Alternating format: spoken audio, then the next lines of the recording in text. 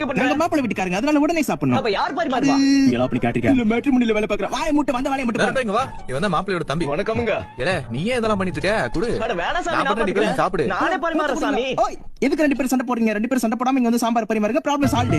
அண்ணா சோறு வேணுமா? வேண்டாம். அட கொஞ்சம் மோர் ஊத்தி அடிங்க. வேணாம்டா. அட கொஞ்சம் தயிர் வச்சு பரட்டி. ஏம்ல அதான் வேணாம்னு சொல்லுதுல. எங்கனா தொலைஞ்சிர வேண்டியது திங்க நேரத்துல வந்து உயிர் வாங்க வேண்டியது. இல்ல வெயிட்டரே கொஞ்சம் சோத்து கொண்டு வா. தயிரோட பெஸ்ட் அடிக்கணும். ஏடா பாசி தலையா, நான் உன சோறு வேணுமான்னு கேட்டனா இல்லையாடா?